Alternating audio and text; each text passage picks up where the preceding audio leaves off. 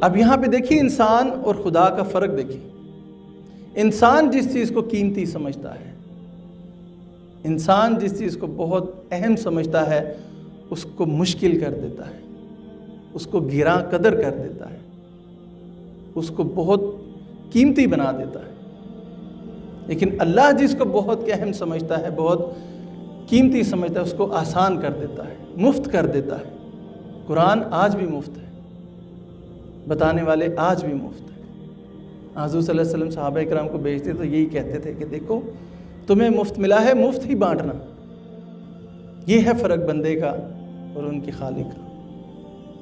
تو سب سے پہلے اس کو سمجھنا ہے، اگر اس سے ہدایت دینی ہے تو اس کی طلب پیدا کرنی ہوگی. یہ وہ واحد اصول ہے کہ بیج کو اپنی مرضی اس میں ڈالنی پڑے گی، آپ کو طلب پیدا کرنی پڑے گی. اور اس کا اگر آپ کو میں اللہ کی طرف سے جو اصول ہے وہ میں آپ کو بتاؤں تو آپ حیران رہ جائیں گے.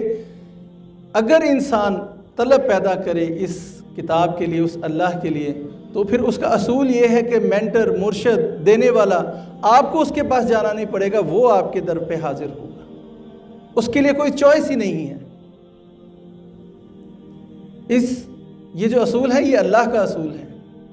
جب اس نے کہا کہ اِنَّا عَلَيْنَا لَلْهُدَىٰ، اگر میری ذمہ داری ہے تم صرف اپنے اندر وہ سوال پیدا کرو، اپنے اندر وہ طلب پیدا کرو، مرشد کو، مینٹر کو، مربی کو بھیجنا میرا کام ہے، وہ تمہارے دروازے تک آئے گا. مگر یہ سب سے مشکل کام ہے آج کے دور میں، طلب پیدا کرنا. مولانا رومی بہت بڑے بزرگ، بہت بڑے عالم تھے. ان کے مدرسے میں ہزاروں دواتیں تھیں صرف لکھنے پڑھنے کے لیے.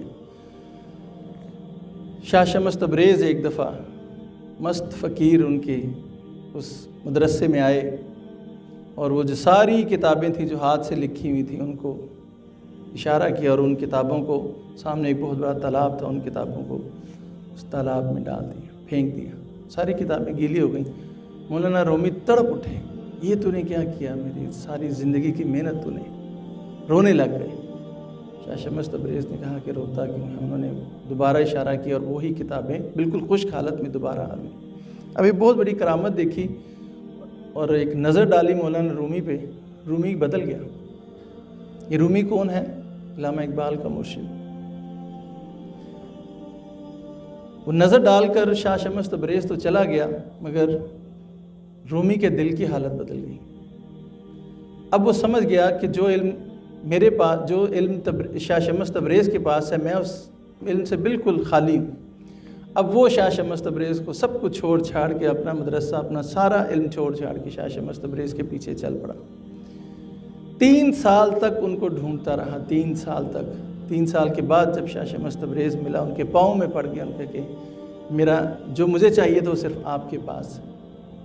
شاہ شمس تبریز نے ان کو اٹھایا، گلے لگایا، ان کا کہ تو مجھے 3 سال سے ڈھونڈ رہا تھا، میں تجھے 30 سال سے ڈھونڈ رہا تھا. میری ڈیوٹی لگی ہے، صرف تیرے اندر طلب پیدا ہونے کی دیر تھی. میری ڈیوٹی لگی ہے کہ تجھے میں نے بانٹا، اور یہی اصول ہے، اور اس کے علاوہ کوئی اصول نہیں. آپ کو طلب پیدا کرنی ہوگی، اس سے ہدایت لینے کی. دراصل یہ باتیں اس لیے اتنی مشکل ہیں، سمجھنا اتنا مشکل ہے کہ آج اس کی طلب نہیں کسی کے پاس. دنیا اپنی پوری خوبصورتی کے ساتھ، اٹریکشنز کے ساتھ اس وقت سامنے موجود ہے. کون جنت کو دیکھے، کون جنت کے اللہ کے ان وعدوں کو سمجھے؟ اس لیے مشکل ہے. اس لیے آج ہدایت کے علاوہ اس سے ہم ہر چیز چاہتے ہیں. اس لیے کتاب اپنا آپ نہیں دیتی.